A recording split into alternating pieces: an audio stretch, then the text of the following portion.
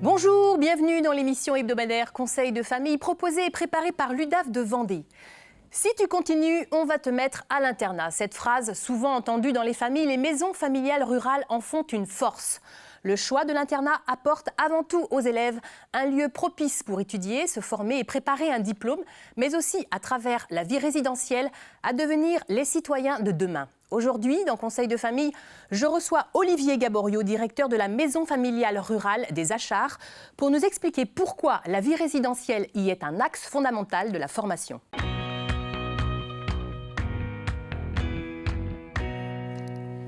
Olivier Gaborio, bonjour. Bonjour. Merci d'avoir répondu à l'invitation de l'UDAF pour nous parler de la vie résidentielle et de l'éducation en maison familiale rurale.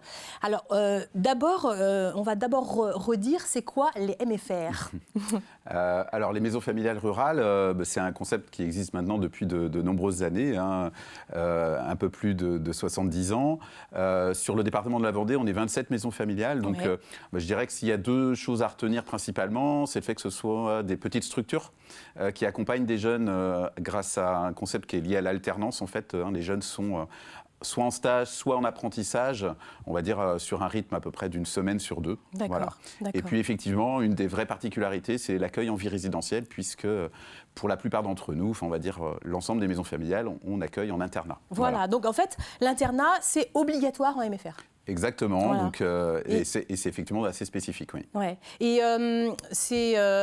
quel est l'âge à peu près au niveau des élèves qui sont Alors, on accueille des jeunes en maison familiale à partir de 14 ans, sachant que, donc à partir de la classe de 4e, sachant qu'on peut avoir des jeunes adultes jusqu'au bac pro, en internat. Après, forcément, on accueille aussi des jeunes en classe de BTS, voire même bac plus 5, et effectivement aussi des adultes. Des adultes Mais ces adultes aussi, ils sont en internat? Non, bien sûr. Non, voilà. Alors, en général, ils vont être internes jusqu'au bac pro en classe de terminale. D'accord. Après, voilà, on adapte notre accompagnement, bien entendu. Qu'est-ce que ça amène, justement, cette vie résidentielle? Alors, parce que c'est le petit plus au niveau des MFR? Alors, j'ai envie de dire même le grand plus, dans le sens où, en fait, effectivement, quand on accueille des jeunes en vie résidentielle, ça veut dire, finalement, ils sont avec nous 24 heures sur 24. Ouais. Ça va du lever le matin, donc à 7h moins le quart, où le surveillant d'internat va passer dans les chambres, et c'est un premier contact, finalement, qui va être important. Ouais. Et puis, après, sur tout le rythme de la journée, donc on va dire à travers la vie quotidienne, finalement, qu'on peut aussi avoir chez soi, on va être aussi dans cet accompagnement-là. Mais en fait, c'est quoi l'objectif ?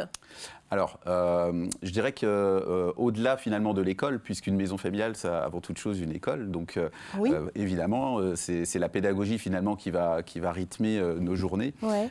Mais comme je le disais, voilà, la vie quotidienne, à travers le lever, à travers les repas. Et concrètement, en fait, ça se passe comment ? Je suis interne à la maison familiale des Achards, ça se passe comment ? Alors, vous allez vous lever le matin, vous allez prendre votre petit déjeuner, vous allez remonter à l'internat, voilà, petit lavage de dents, et puis ensuite, il y a un groupe qui va sans doute partir directement donc en classe pour travailler. Ouais. Et puis, il y a toujours un groupe qui va faire un temps d'entretien des locaux. Voilà. Donc, ça c'est entre guillemets les corvées, c'est voilà. Ça okay.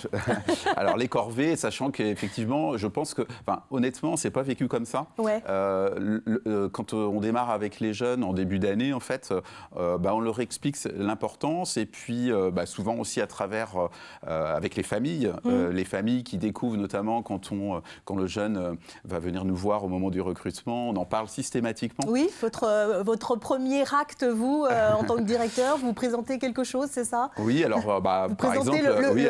le placard, c'est ça, le placard à balai? Et alors, c'est tout à fait vrai, c'est-à-dire que quand on va faire la visite des locaux, moi j'ai cette habitude-là, mais je pense que mes collègues, on doit fonctionner un petit peu tous de la même manière, c'est-à-dire on va peut-être ouvrir effectivement le placard à balai, puis c'est le moment d'expliquer finalement l'intérêt, et la famille derrière souvent en sourit, mais aussi comprend aussi finalement notre façon de travailler.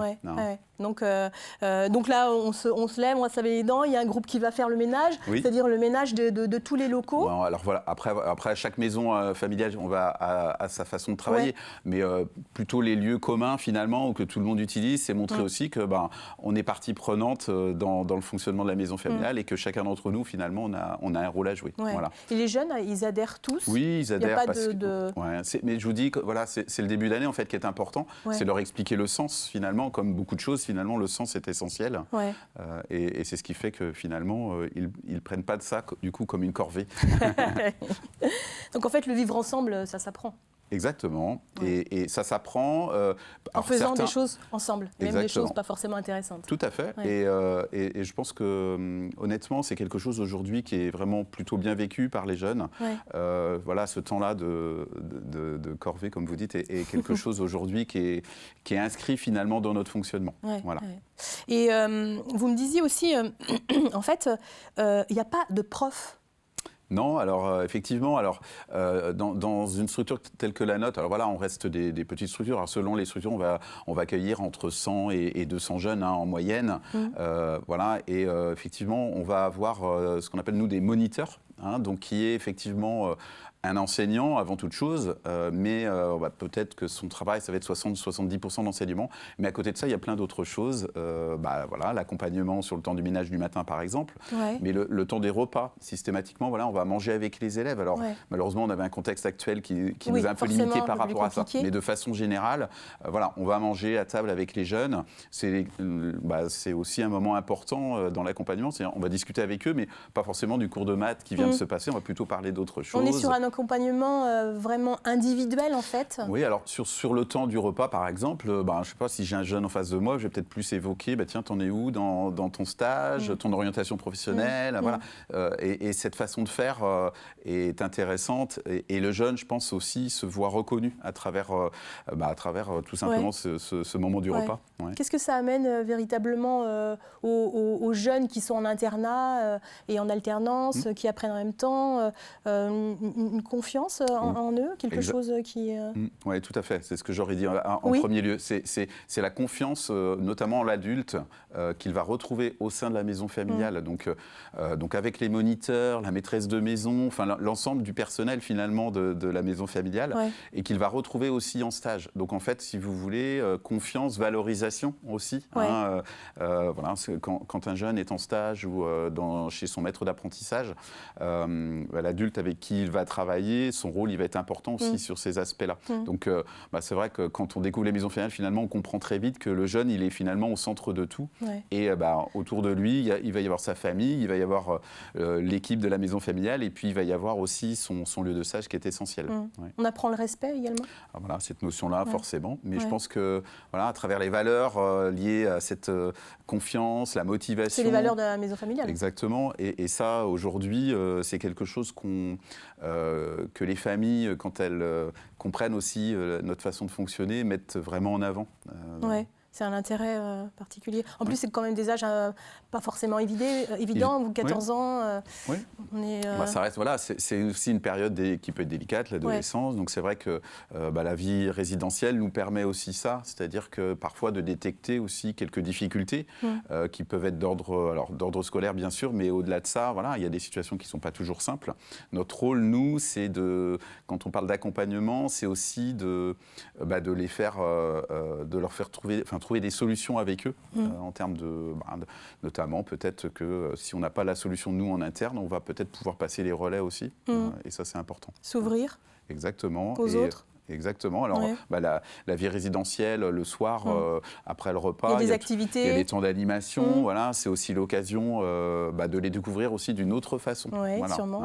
Et c'est pour ça que quand je reviens sur le métier de moniteur, en fait, c'est qu'on est amené à les voir finalement dans toutes les situations, que ce soit à la maison familiale. Bon, voilà, forcément, si je mange avec lui, si je suis présent le soir, au moment du coucher, enfin voilà, c'est des temps qui sont importants. Alors, on ne va pas jusqu'à les border, mais on va voilà, bonne nuit, à demain. Enfin voilà, vous voyez, c'est une relation finalement qui est privilégiée. Et quand les familles viennent, qui appréhende le plus ?